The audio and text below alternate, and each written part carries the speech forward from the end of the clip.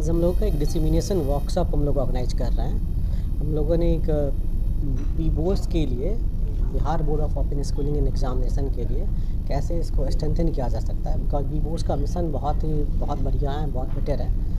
और हमारे स्टेट में उसकी सबसे बड़ी रिक्वायरमेंट है, जहाँ पे अप्रॉक्सीमेटली हर साल हम 10th में देखें तो 2 से 3 लाख के बीच में हमें से स्टूडेंट्स फेल हो जाते हैं, प्लस हमारा ड्रॉप आउट रेट बहुत ज़्यादा है। तो इन फैक्टर को अगर कंसीडर करें तो अप्रॉक्सीमेटली 10 से 11 लाख ऐसे स्टूडेंट्स होते हैं जो कि ड्रॉप आउट हो जाते हैं सेकेंडरी एजुकेशन में। तो इनको कैसे टेकल किया जा सकता है, मेन स्ट्रीम किया जा सकता है, इसमें सबसे बड़ा रोल हमारा बी बॉस का है। और बी बॉस एक ऐसी ऑर्गेनाइजेशन है जिसको इसको आगे ले जा सकती है।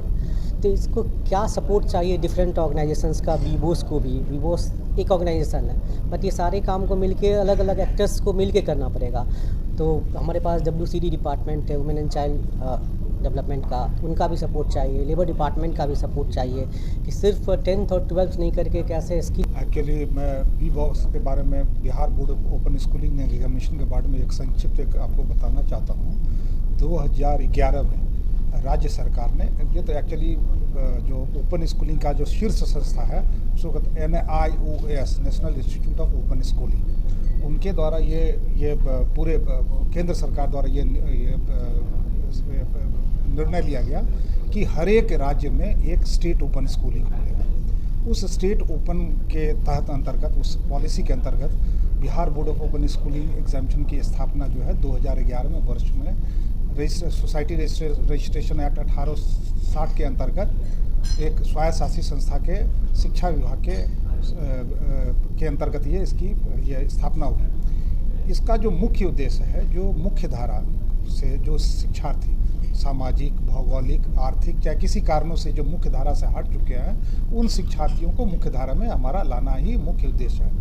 इसके अंतर्गत ये जो शिक्षार्थी है हमारे, जिस तरह से अन्य बोर्ड ICSE, CBSE, संस्कृत शिक्षा board, Madrasa board, Bihar school admission board में जो माध्यमिक और उच्च माध्यमिक का परीक्षा देते हैं और उसकी जिस तरह से मान्यता है, उसके समतुल्य मान्यता इसकी भी है। Bihar board of open schooling से जो विद्यार्थी पास करेंगे उनकी मान्यता उसी तरह से जिस तरह से अन्य बोर्ड की मान्यता है। इवन इसका रिकॉग्निशन ऑल इंडिया यूनिवर्सिटी के तहत भी दिया गया। जो बच्चे हायर एजुकेशन करना चाहते हैं उनको ये भी हायर एजुकेशन के लिए भी ये अवसर प्राप्त करता है बी बॉस। और बी बॉस में वो 2 तरह के एग्जामिनेशन होते हैं। एक ओपन स्कूलिंग है, तो इसीलिए शिक्षार्थियों को जो स्टडी लर्निंग मटेरियल है उसके थ्रू पढ़ना रहता है। They are not suppose to just go to the schools.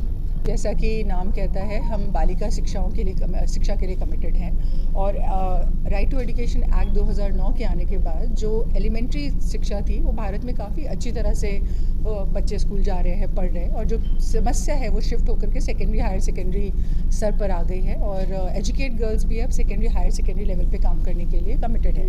लेकिन जब हमने इस एज ग्रुप में काम करना शुरू किया जहाँ पे बच्चियाँ 15 साल से बड़ी होती हैं, तो हमने ये देखा कि बहुत से ऐसे परिस्थितियाँ हैं जिससे वो स्कूल वापस नहीं जा सकती हैं। या तो उनकी उम्र ज़्यादा हो गई है, या उनको ड्रॉप आउट हुए 3-4 साल हो गए हैं, और इस वजह से वापस स्कूल में जा कर के पढ़ना काफ़ी मुश्किल हो जाता है। तो हम कुछ ऑप्शंस तलाश रहे थे, और उसमें ओपन स्कूलिंग एक बहुत सही ऑप्शन आता है जो फ्लेक्सिबल एजुकेशन देता है। अपने घर से पढ़ सकते हैं, अपने समय पे। मैं SCERT से हूँ। SCERT की मुख्य जिम्मेदारी है कि भारत में जो न्यू शिक्षा पद्धति जो चलती है, जो भी न्यू एजुकेशन पॉलिसी आती है, वो बिहार में भी सभी जगह लागू हो। तो बिहार में लागू होने के लिए जैसे बी बॉस से भी हम लोग का संबंध होता है, क्या सिलेबस होगा, क्वेश्चन क्या सेट होगा, इसमें भी बी बॉस और SCERT मिलकर के काम करता है। बी बॉस मुख्य रूप से अभी तक ये भी विचार के साथ चल रहा है कि यदि किसी बच्ची का पढ़ाई छूट गया, बच्ची या बच्चा यदि किसी कारणवश पढ़ाई छूट गया, तो यहाँ उम्र की बाध्यता नहीं है।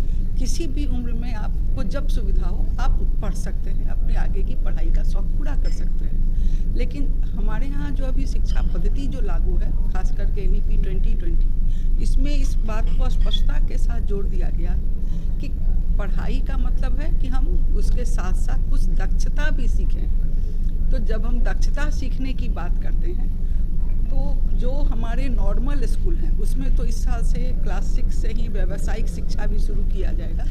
लेकिन एक दूसरा पक्ष ये भी है कि जिन बच्चों की पढ़ाई छूट गई है, वो किसी कारणवश किसी न किसी व्यवसाय में इन्वॉल्व हो गए, या घर में इन्वॉल्व हो गए, या खास करके लड़कियों के लिए हमारे यहाँ जो अभी भी समस्याएं हैं, बाल विवाह की समस्या यदि उम्र पर भी शादी हो रही है तो शादी के बाद कुछ दिन तो घर के कार्य में वो व्यस्त हो जाती है और उनकी पढ़ाई छूट जाती है।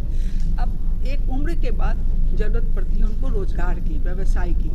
एनईपी में ये भी कहा गया है कि केवल शिक्षा का अधिकार तो है ही, हर किसी को अपनी क्षमता के अनुसार रोजगार करने की भी क्षमता होनी चाहिए और ये भी उनको अधिकार दिया गया है कि वो अपने रोजगार का अधिकार उनको है। तो जब रोजगार का अधिकार हमें है और हम किसी कारण बस अपने समय पर नहीं पढ़ पाए